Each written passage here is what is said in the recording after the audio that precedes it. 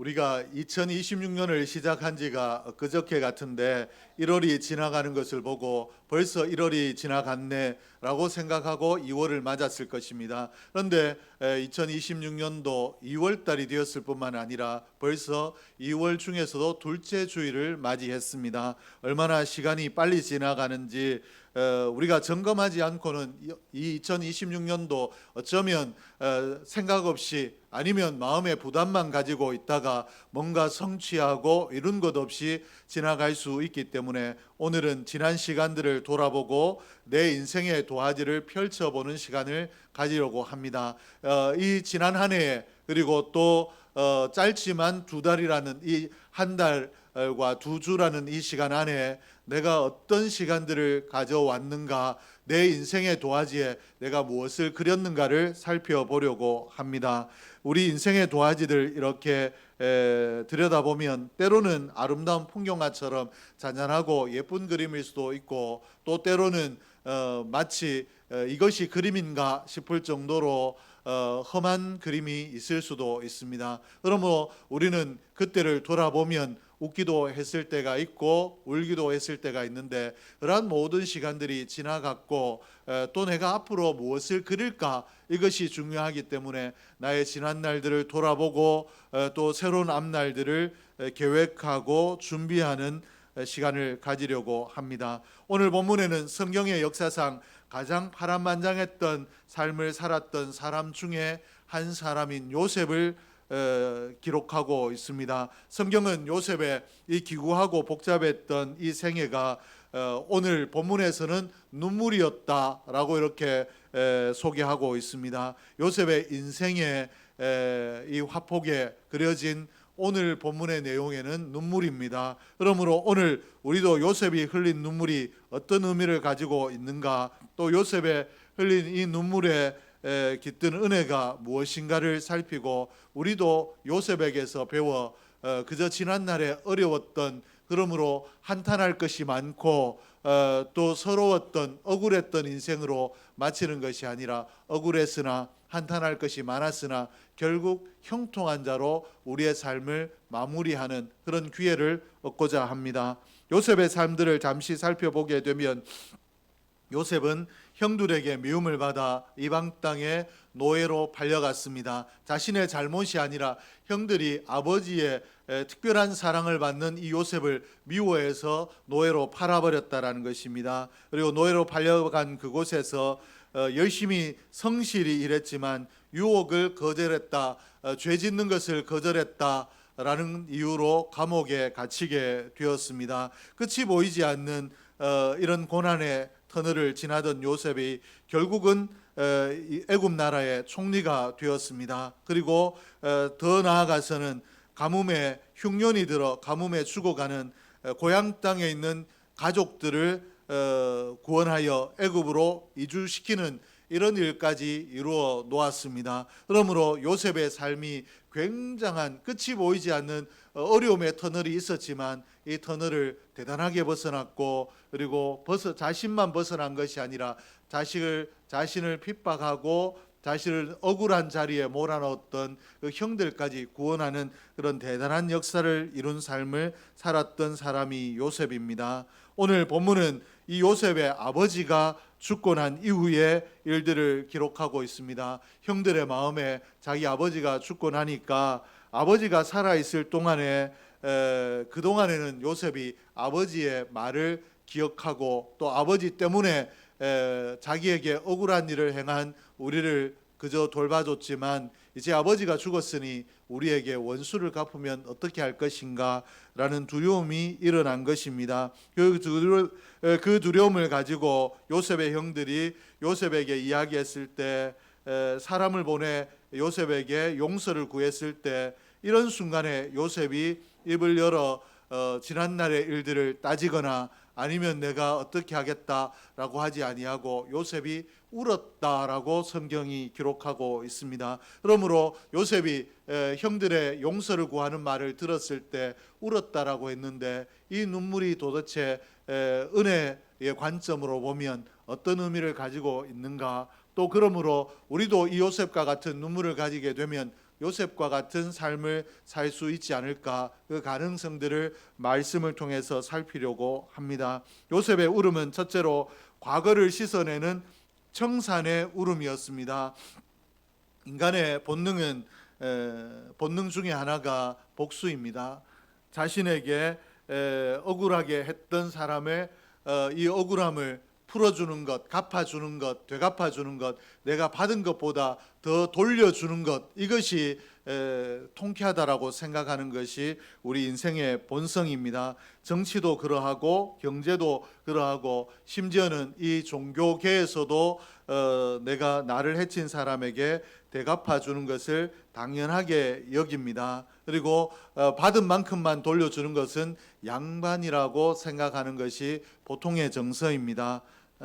그런데 오늘 이 요셉에게 이 형들이 용서를 구해오는 이때에 충분히 형들에게 복수할 수 있는 힘이 있었습니다. 창세기 41장 43절을 보면 요셉이 애굽의 총리가 되었다라고 이렇게 기록하고 있는데, 그저 한 지방을 다스리거나 하는 것이 아니라 전 나라를 다스리는 총리가 되었습니다. 그러므로 온 나라가 요셉의 명령에 복종해야 되는 상황이었기 때문에 형들을 충분히 몰살시킬 수 있는 그런 위치에 있었습니다. 그러므로 이 상황 때문에 형들도 두려워했던 것입니다. 그러나 요셉은 칼을 빼드는 대신에 눈물을 선택했습니다. 17절 하반절을 보면 요셉이 그들이 그에게 하는 말을 들을 때에 울었더라 라고 이렇게 기록하고 있습니다. 그래, 너희들이 어떻게 했는데 라고 말로 복수하거나 아니면 실제적으로 무력으로 복수하는 것이 아니라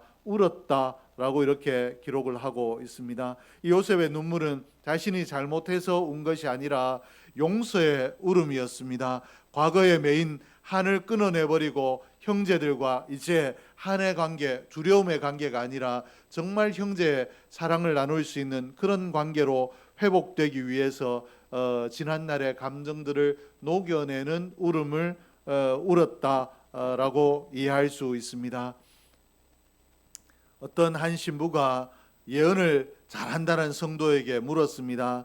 하나님이 신부인 내 죄에 대해서 뭐라고 말씀하시더냐라고 이렇게 물었더니 뭐라고 이야기했는가 하면 하나님이 벌써 잊으셨다라고 하셨습니다 라고 대답했다라는 일화가 있습니다. 오늘 하나님의 뜻이 우리가 잘못한 것을 쌓아두고 또 잘못한 것들을 갚아주는 데 있는 것이 아니라 용서하는 데 있다라는 일화입니다. 오늘 요셉도 그러했습니다. 자기 마음에 맺힌 것들을 오히려 이때 울음을 통해서 다 쏟아내고 용서하는 울음을 울었다라고 이렇게 성경이 기록하고 있는데, 오늘 이 요셉의 울음을 저와 여러분도 배울 수 있기를 주의 이름으로 축복합니다.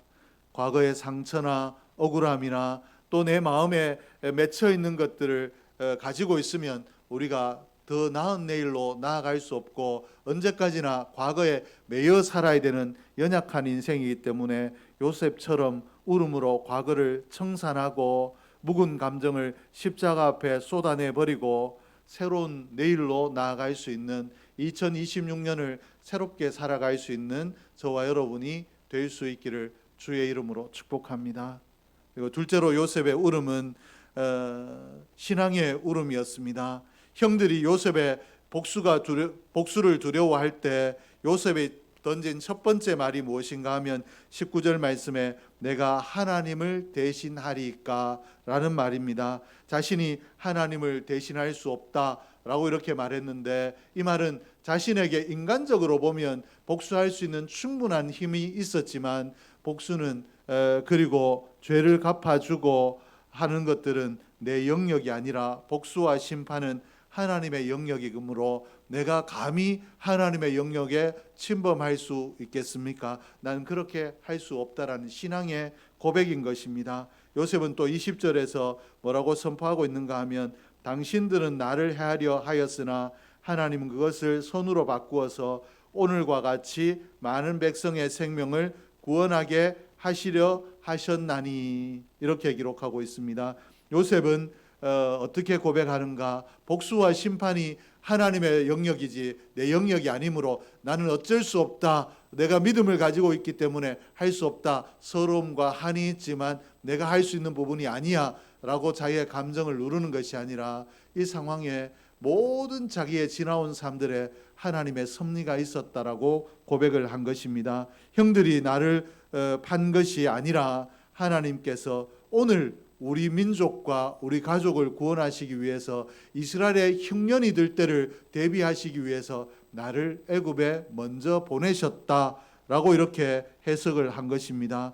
오늘 요셉과 같은 이런 해석이 어디에서 나오는가 하면 하나님 중심의 사고를 가진 사람이 가질 수 있는 생각입니다. 오늘 불신앙의 사람들은 사람의 장난만 봅니다. 저 사람이 내게 이렇게 했고 또 저 사람은 내게 이렇게 했다라고 사람이 행한 일들 행위에만 매여 있지만 그리고 분노하고 원망하지만 신앙의 사람은 그 사람을 사용하시는 하나님을 본다라는 것입니다. 하나님이 뜻이 있어서 이런 상황에 나를 처하게 하셨을 것이고 이런 상황에서도 내가 믿음의 순수함, 아름다움을 지키면 나에게 더 복된 날을 주신다라고 하나님이 역사하신다라고 믿는 것, 하나님의 손길을 바라보는 것이 믿음의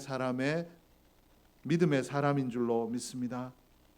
오늘 우리가 하나님의 말씀을 살펴보게 되면 하나님만 바라본 사람, 하나님이 역사하실 것을 바라본 사람들이 잘 되었다라는 것을 알 수 있습니다. 로마서 8장 28절에 보면 우리가 알거니와 하나님을 사랑하는 자 곧 그의 뜻대로 부르심을 입은 자들에게는 모든 것이 합력하여 선을 이루느니라. 합력하여 선을 이룬다. 요셉이 애굽에 팔리는 상황도 합력하여 선을 이루더라. 하나님 말씀이 분명하게 말씀하셨는데 믿음의 인물 중에 다윗을 보면 다윗이 사울 왕이 자신을 죽이려 할 때 분명히 그 목숨을 취할 수 있는 기회가 있었지만 하나님의 기름 부은 자를 내가 해칠 수 없다라고 해서 하나님의 뜻에 사울을 맡겼던 다윗이 얼마나 복된 내일을 살았는가 우리가 알고 있습니다. 그리고 예수님께서도 뭐라고 하셨는가? 겟세마네 동산에서 베드로가 칼을 휘두를 때에 칼을 검집에 꽂으라. 아버지께서 주신 잔을 내가 마시지 않겠느냐. 나의 십자가를 위해서 온 저 군사들을 칼을 들어 네가 대적하지 말아라. 나는 하나님의 뜻을 따라 십자가에 쓴 잔을 마시겠다라고 하셨습니다. 오늘 하나님의 역사를 예수님께서도 오늘 베드로야 네가 나에게 억울함을 풀어주는구나가 아니라 하나님의 뜻이 그렇지 않다라고 하나님의 뜻을 먼저 바라본 것이 예수님이셨습니다. 그리고 그러므로 오늘 다윗이 그랬고 예수님이 그러했듯이 오늘 우리도 하나님의 역사하심을 바라보면 우리의 삶에도 다윗에게와 같은 은혜가 있고 또 예수님같이 하나님의 뜻을 이루는 거룩한 삶을 살 수 있을 줄로 믿습니다. 그러므로 내가 겪고 있는 고난이나 억울함을 분명히 있겠죠. 고난이나 억울함이 있을 텐데 나에게 고난을 준 사람, 나를 억울하게 한 사람을 보는 것이 아니라 하나님을 바라볼 수 있기를 주의 이름으로 축복합니다. 신앙의 눈을 들어 하나님을 바라보게 되면 원망이 찬양으로 바뀌어지고 또 우리 오늘의 어려움들이 한탄이 아니라 소원으로 바뀌어져서 하나님 앞에 기도로 드려지게 될 줄로 믿습니다. 셋째는 약속의 울음이었습니다. 요셉의 울음은 내일을 약속하는 약속의 울음이었는데 이 요셉이 약속의 울음을 울었다라는 것이 의미가 있습니다. 왜 그런가 하면 지금까지 내가 할 수 없고 내가 용서한다라고 했지만 진짜 용서는 무엇인가 하면 말로 하는 것이 아니라 행위로 이어져야 됩니다. 21절 말씀에 보니까 내가 당신들과 당신의 자녀들을 기르리다 하고 그들을 간곡한 말로 위로하였더라. 내가 갚지 않겠다라는 말로 끝나는 것이 아니라 요셉은 뭐라고 하고 있는가? 원수된 자들의 자녀들을 기르고 당신들을 기르겠다. 당신들과 당신의 자녀들을 먹이고 입히겠다라고 이렇게 말을 하고 있습니다. 요셉의 눈물에 이런 내일을 책임지는 책임의 눈물이었다라는 것입니다. 즉 다시 말해서 자기가 돌봐줄 수 있는 위치이기 때문에 오늘 너희가 잘못한 것은 용서하지만 내가 너희들을 돌봐주진 않겠다가 아니라 하나님께서 내게 주신 것이 오늘 이들에게 선대하도록 내게 손에 주셨다라고 믿고 그들을 하나님의 뜻대로 선대하겠다라는 것입니다. 그러므로 당신들의 노후와 당신들의 미래를 내가 책임지겠다라고 울었다라는 것입니다. 감리교회 창시자인 요한 웨슬레는 뭐라고 이야기했는가? 진짜 회개는 돈주머니에서 나온다라고 했습니다. 회개하고 난 이후에 말로만 회개했다라고 하고 거기에 따르는 마땅한 책임 있는 행동이 따라오지 않으면 그 회개는 가짜라는 것입니다. 진정한 눈물은 삶의 변화와 실천으로 이어지게 되어 있습니다.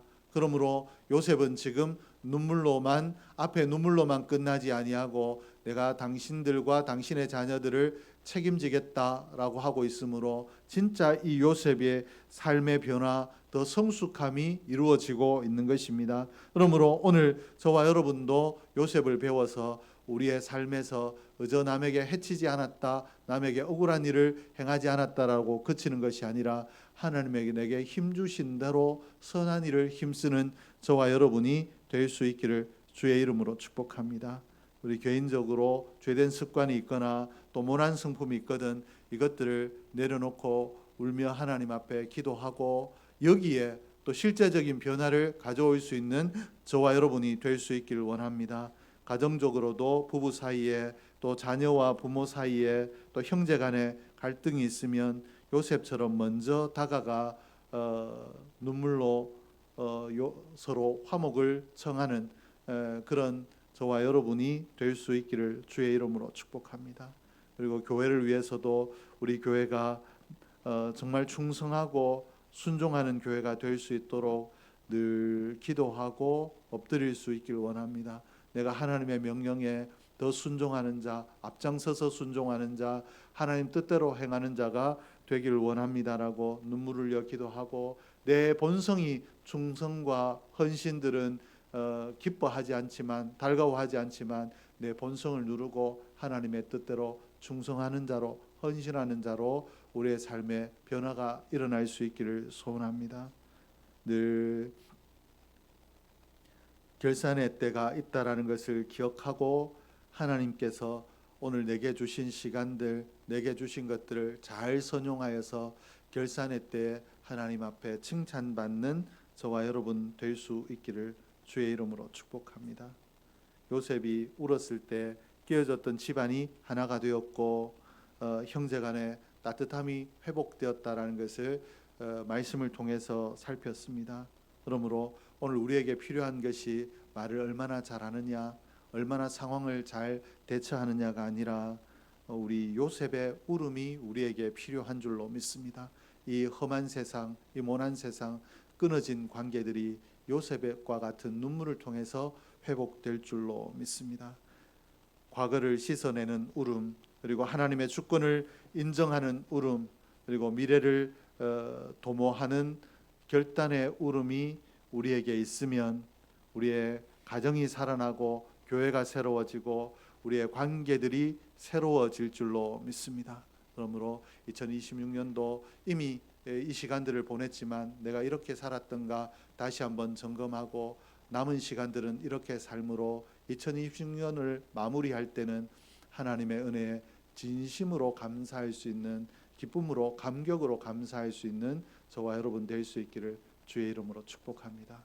기도하겠습니다. 하나님 아버지 감사합니다. 하나님께서 오늘도 저희들에게 귀한 말씀 주셨는데 이 말씀 붙들고 승리하는 저희들이 되게 하여 주시옵소서. 이 말씀으로 새로